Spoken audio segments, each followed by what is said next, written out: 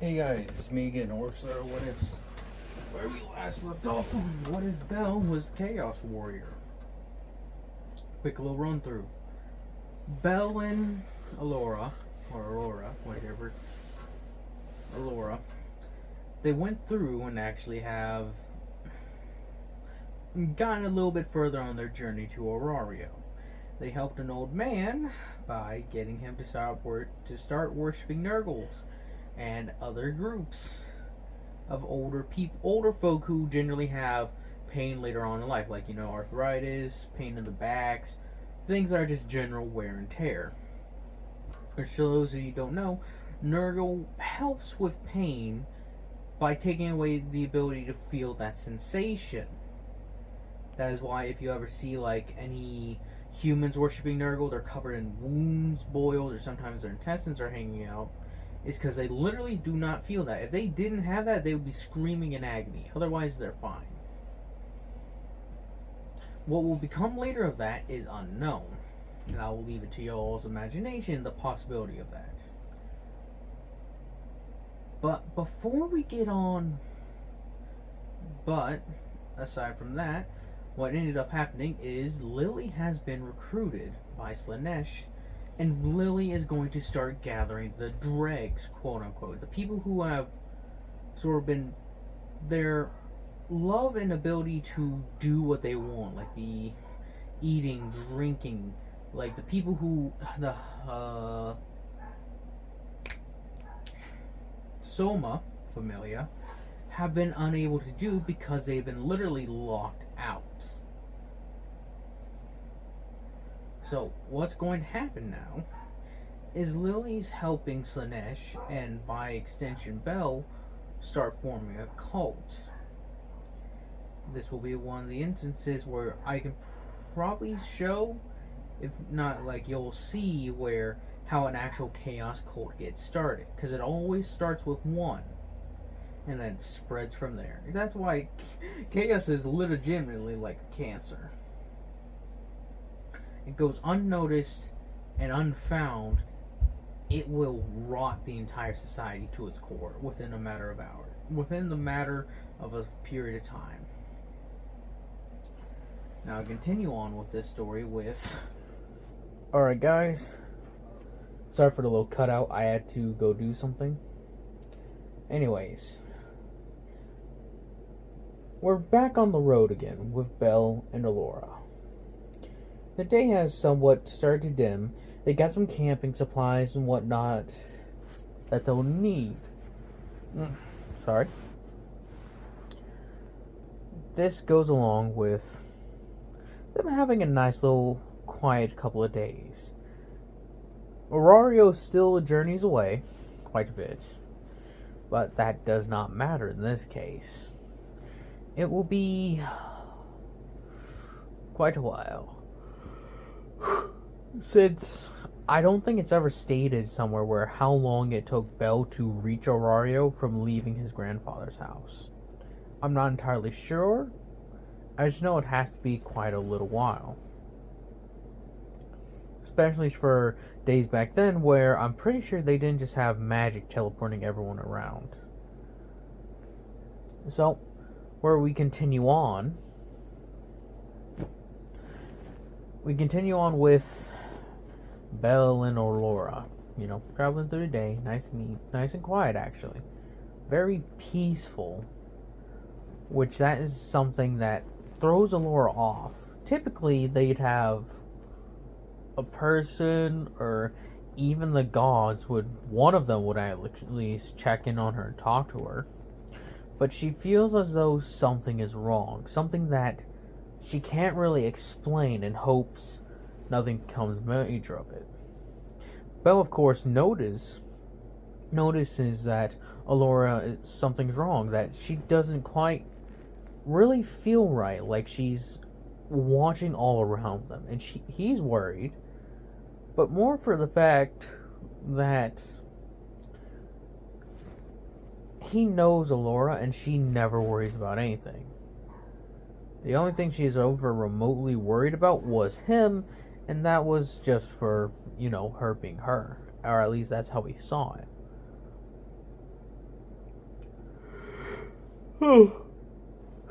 Damn, sorry. Yawn.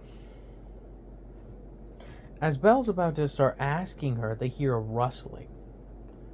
And then they see someone run outside into the middle of the road and collapse down with blood leaking behind them. Now, they aren't quite sure why, but Belle's freaking out, and so is... Well, Belle's freaking out, and so Alora isn't, but she's on guard now, so she brings up her mace. Remember, yes, that is what I had her have, was a Morning Star or a mace. Either which. So as she steps in front of Belle holding it, she knows that she will not fucking let anything pass her to get to Belle. She feels like she draws up her power a little bit, the power she has received from the dark gods, and so she says that she will not move an inch in her mind. And as the man's bleeding out there, Belle's like, well, we gotta help him. And Alora says, no, Belle, no, something's wrong here. And then they hear more rustling as they see somebody just walk out. He's covered head to toe in red cloth with little accents of goldish or bronze. Brass, bronze, one of the two. And they see him walk up to this, what is essentially an old man. This guy isn't very young. He looks relatively old.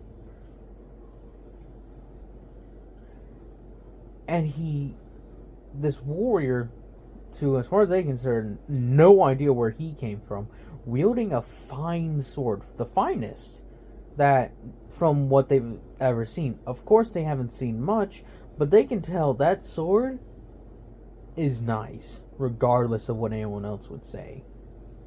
And so what happens is this. The man makes a quick look at them, and then quickly returns back to his prey, as he takes his sword and drags it from where that man's blood has leaked out. As he steps on the man's back, the old man starts reaching out, asking for Belle and Alora's help, saying, help me, please, he's going to kill...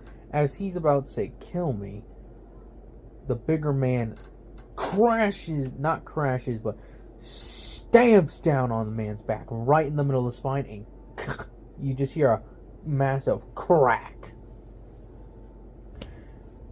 All the man can do is look like he's in horror. As he raises that ever so slightly from the ground, the man in red cloth swings his sword and decapitates this old man in a matter of seconds. Alora is even more on guard now, and she hears a voice in the back of her head saying, another mine. I was wondering when you would find them. It has been quite a while since my followers have met. At least in this instance. In another skull to my throne. As you can all guess who this is talking. This is Khorne. He speaks as we would switch over to the man who just cut off, and he's just thinking, blood, blood, blood, blood. Skulls for the skull throne. And you hear Khorne in the back of his mind is like, one driven mad by the truth of the world. The truth of blood and skulls. He reaches down as if though he's patting, this man feels like although he's been not exonerated, but he feels joy, genuine joy, as though he feels the eyes of something he forgot so long ago, but he knows this gaze upon him is good, and he enjoys it. And in a few words, he hears, Take their skulls. Prove your might.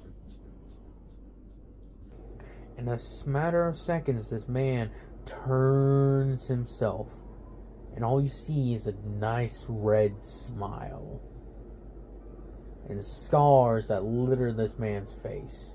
For as is said, the corn does not care from where the blood flows, just that it does. And if they could see it, this man is horrifically scarred all over his body. Though Belle and Elora, if they could see this, would ask, how is this man still alive? Though they cannot tell it, he is not alone, as they hear more rustling coming around them. Snap a twig here, and they see more men coming out. More, not just men, but women as well, as they come from the woodwork and surround them. Elora tries to pull Belle behind her, but within an instant, they are rushed. It's about 5 on 2, Belle and Elora. Belle has no weapon to speak of, and all Elora has is the Morning Star. So what she does in this instance is take Belle with her strength and throws him over. Thankfully, the warriors around her are only too focused on her, and she readies herself. In that instant, just before they make clash with her. And FYI, all these warriors have weapons that aren't as beautiful as the other man's, but they can tell. They know how to use them.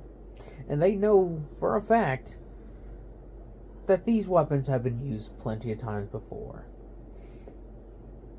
So in one instance, she takes her Morning Star and slams it into the person on her left. Elora, channeling a little bit of her power, and from the blood spilt, gains a little bit more strength with each time she hits an enemy and draws blood. As she continues the momentum and carries the guy's body, since she had slammed it perfectly into his head, the spikes on the Morning Star sort of help her carry it and throw it into another couple of people. In one instance, this person that was flung into the women of the group slices through that body, causing even more blood to flow. It is the first fight that they've had in a little while. They are eager to get their weapons soaked in blood. As Elora is playing a little bit of a game cat and mouse, Belle gets up and looks around for anything he could do. He notices this. These people are fighting like dogs. They're nipping and yapping and trying to get at her when she's not expecting it, and they nick her a few times. Once a little here and a little there. Belle sees it, and he can tell that even though she is clearly the better fighter out of most of them, she's going to die eventually. So Belle looks around and sees the one weapon that was being held by the first man that was killed. It's nothing important, nothing special. It's just a simple little axe. Nothing of any note. It's just that. Though he does see a weird mark embezzled upon it, he doesn't quite like it or understand it, but he can tell that there's something within this weapon that grants it a little bit more power. He doesn't know what, but he knows it's there. So as he's waiting and watching, he sees as Elora takes another hit, but is able to return that favor and strike at this woman as it sends her careening out of the group as she lands right outside and just a mere 6 feet from Belle. As Belle is surprised by this, he readies his weapon as the woman's about to get back charging in the fray, until she looks around and sees Belle right to her right. In that moment, she has something come in her head. Go with the group or fight one-on-one. She'd rather take the one-on-one option. So Belle sees a blood-hungry smile come across her face as she lets out a shout, "Blood for the blood god, skulls for the skull throne." As she comes running at Belle, her weapon is a spear. It's seen a little bit wear and tear, but it looks overall fine. As she thrusts it forward, just missing Belle, as he pretty much leaps out of the way, as he's just like, "Whew, that's no." She's a lot faster than she looks. As she comes again and again, swinging, poking, and stabbing, trying to get any amount of blood, and Belle gets hit once or twice. He feels this pain, and he does not like it. And Elora has come to notice this well, and she tried to get away from the group she's with to help Belle. She was able to kill another one, but that left her with 2-on-1, and these two are the better fighters of the group. It would roughly say equal, with that woman, Elora knocked out of the way, being the third best.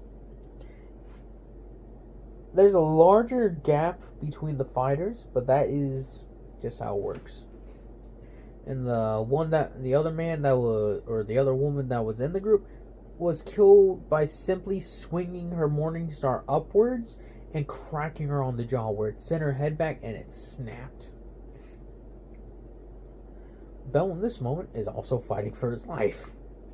This woman is able to get a stab on Belle, as Belle feels it and he tries to pull away, but she, unbeknownst to Belle, and for what he didn't really quite realize because the woman was stabbing and swinging so fast, her weapon has hooks.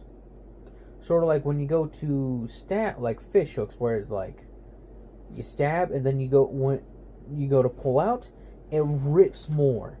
And Belle felt this. Sorry. Got interrupted. Anyways, as she goes to pull back on the weapon, Belle feels it as it's starting to tug, and he knows if he lets her rip that out, he's going to be bleeding a lot more. Because every time he was poked, more or less, he wasn't full on stabbed as he is now. So in this moment, he takes a risk. He, instead of letting her pulling away, he goes forward and swings his axe with all he can as he lands it right there at the woman's neck. Chop hard, and it sinks down into her.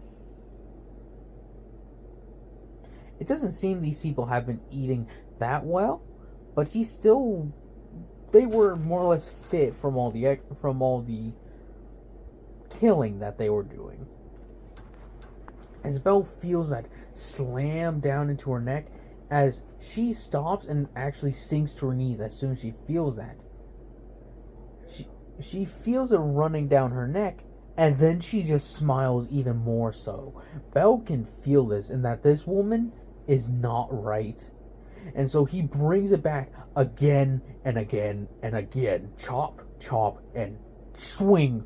The final chop sends her skull careening. And Belle hears something in the back of his mind, an exuberant howl of joy.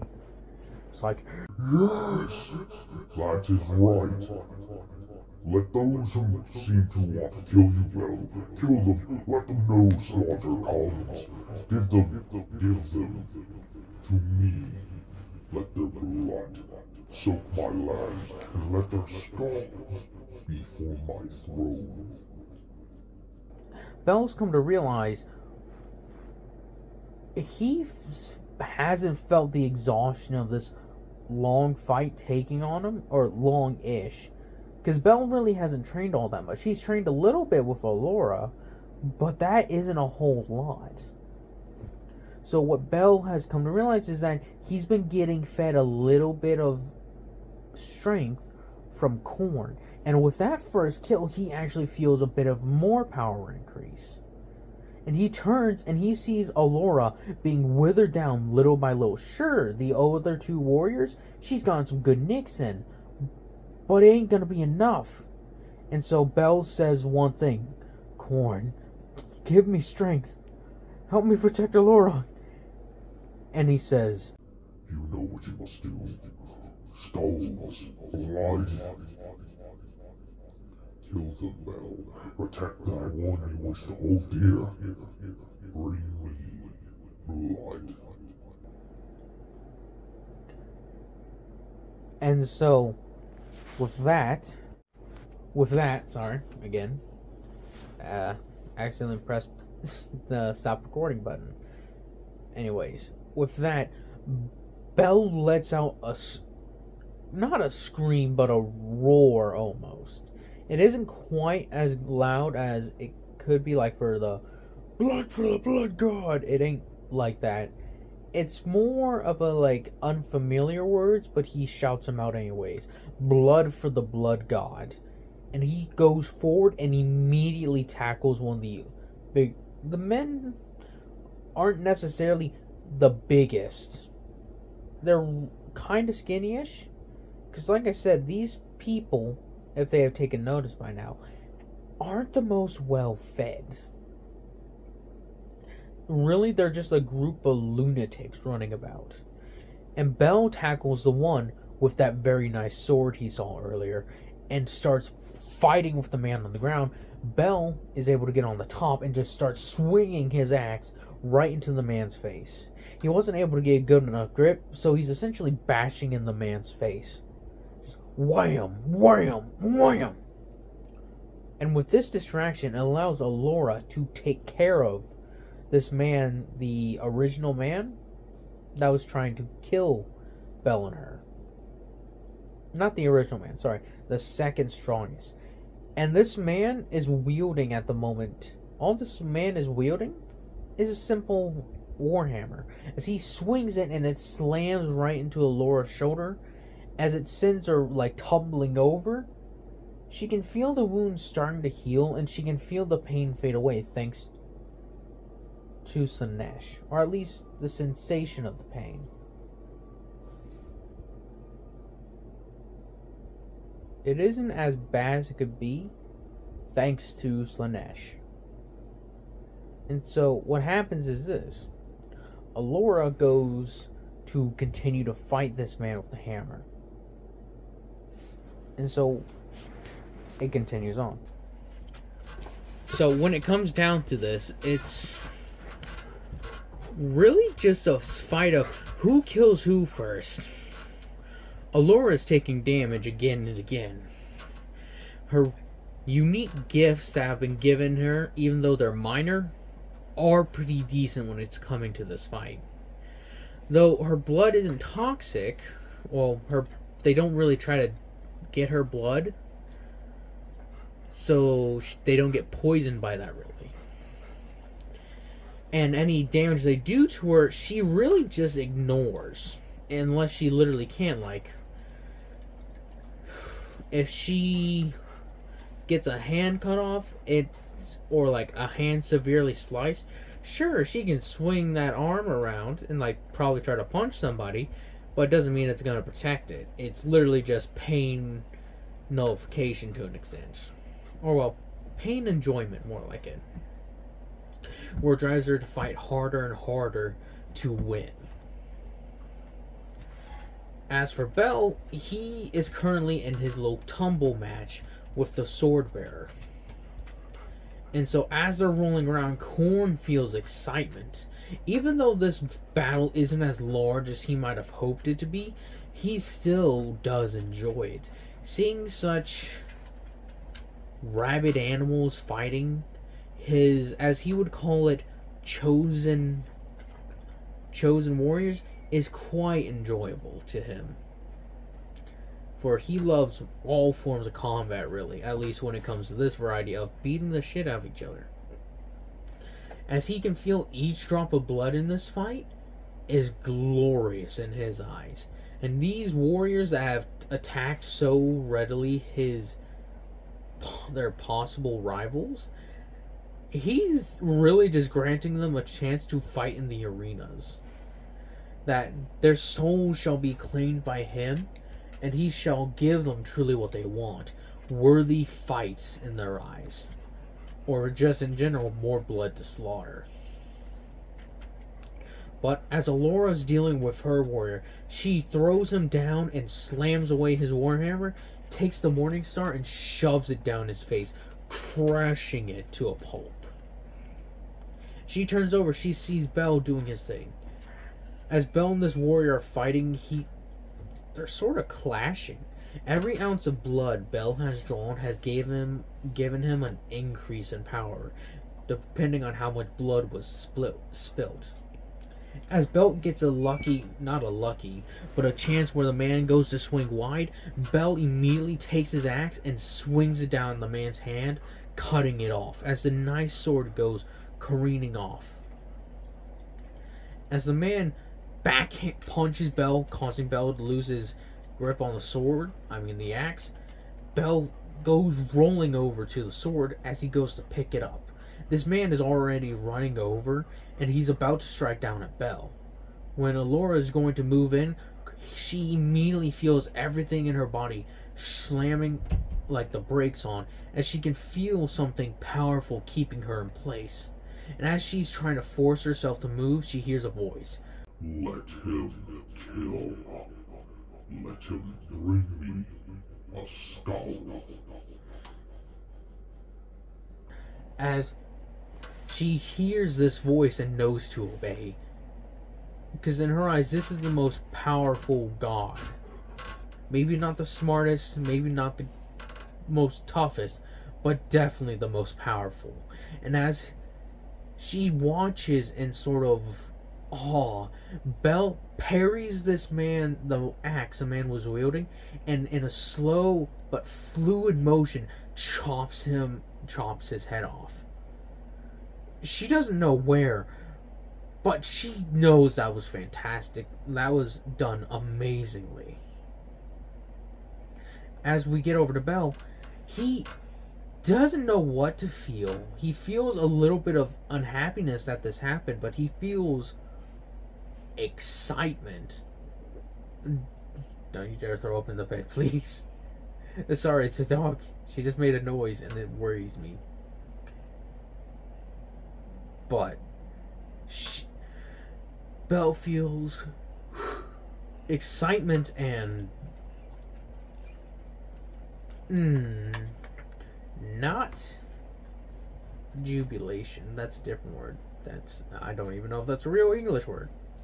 But it feels like he's on a high he's never felt before. This sort of intoxicating way of combat. Bell can see where Khorne sort of has talked about the honorable combat, and he sees it here. And he can feel what both Slaanesh and Khorne mean when it comes to this glory they talk about when it comes to blood. Or at least when Khorne talks about it, and when Slaanesh talks about the honor of beating enemy in single combat. He says but in this case, he dedicates this victory to Khorne and thanks his god for the power he was given to win this fight. All Khorne says is that all he has done, all I have done, is given you the tools. You have used them, Bell. Continue to grow, little champion. May you continue to be our chosen. And then his voice fades. Bell, coming out of the blood-crazed high, runs over to Alora and checks on her. She's bleeding all over, but luckily for them, there's a town not too far from there. And so they make their way over there, trying their best and hoping that town has a doctor. And that will conclude their journey for this point on. From now till next time. But that is not where we're stopping. The next place we are going is back to Arario. As we get to a man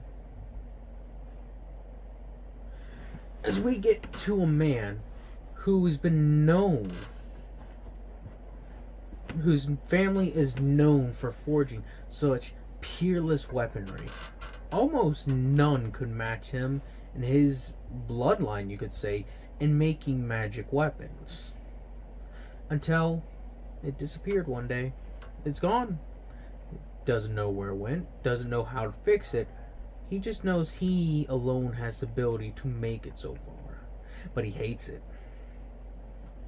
He hates the idea that people would dare try to even, at one point, force him to make magic weapons. He denies that truth and does not even care to even do it. In a way, he swore he would never make a magic weapon ever again. He said he will only ever make a true weapons. True weapons that will serve that would only serve those he deemed, that would serve those that wield them truly and honestly, and shall never fail them. Though he's having trouble. He has told himself he will never make a magic sword, ever. But he also comes to see the truth is that certain swords need a little bit of magic to him if he's ever going to achieve his true dream. But he's trying to find the secrets to making a sword without having to use magic. He just doesn't know what yet. So, as he's working in his little smithing shop, he throws a recently made sword at the wall and it shatters. He's getting upset. He's getting angry. And he starts talking to himself, "Welf, what are you doing, you fool? How many times have you made this weapon and it still doesn't work? You tried combinations from different metals in the dungeon. You've tried different combinations from metals up top. You've tried different combinations of wood and steel and oil. What are you doing this for? You should fucking make the magic swords and get it over and done with. Damn your pride. What you need to do is eat, and you haven't been able to eat anything except for this stupid food." As he uses his feet and kicks a group of little bit of metal bars away, and they go tumbling across. They aren't very big, and he's wearing some tough boots, so it isn't hurting his feet that bad. What does happen, though, is, gods above, I wish somebody could show me the way. And then he hears, "Oh, you wish to know the truth? To make certain materials out of certain things to make certain weapons? That could be arranged, my scholarly fellow." As he twists and turns his head, he's just like, "Who said that?" And he goes by and reaches and picks up his blacksmithing hammer. He's peering around his workshop. He's thinking he's gone mad. He's like, "Oh, you aren't going mad, Welf Crozo. But what you are doing is sort of spiraling down into a deep black hole. We do not want that now, do we?" She's like, "Who is this?" It's like, "Oh, me. I got many names. Change your ways, the unknowable, god of hope, freedom. I have many names, many titles, none of which are important here. You may call me a friend." "And what do you want, friend?" "Oh, to merely guide you the way, show you what you want, or at least point you in the right direction. Because, after all, what is knowledge gained if it is not gained through work and trial and error?" She's like, "And what would you want in return, friend?" Like, "Oh, nothing much. I have a friend, a chosen champion of mine. He is coming this way to, well, he will be in Aurario within a matter of time. Within a matter of certain days, certain weeks, maybe even years. I do not know. We will see. But you'll be there waiting for him. With quality gear. He's a good lad. You'd like him, I'd feel." And he's just like, "That's it." He's like, "That's it. Nothing more, nothing less. But If you would ever want anything more, you could always contact me. There is a way to contact me, friends. And what might that be? He's like, alright, let me give you a rundown. As what happens next is unknown to any eyes outside of that shop. But what is known is, unfortunately, a fellow follower has been not corrupted, but has started down their path. Wolf Crozo, the blacksmith, the one with the magic blood to make magic weapons, is learning now to utilize other things.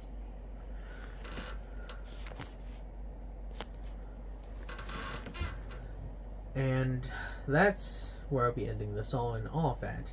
This part didn't need this scene with the gods really isn't all that big, really, because it doesn't really need to be. Welf has always wanted this. He wanted to make reliable weapons that did not need magic, or at least didn't have to have magic to make them valuable. And unfortunately, he just didn't have all the knowledge. Even his god Hephaestus was encouraging him to make magic weapons, and he utterly refused. In a way, he felt like he was betrayed. So when he's offered this chance to gain the knowledge he's always wanted, he jumps at it. He knows that he must have it. And so he does. But I'm going to leave that. That is where we're going to end it off here. Hope you guys have enjoyed this. I hope you guys continue to enjoy this. But, again, if there's any feedback you wish to give me, anything at all, small and minute, I'm getting it back. Getting back in the flow, getting back into it. But anyways, I'll leave you off this. Hope you all have a nice day, nice night.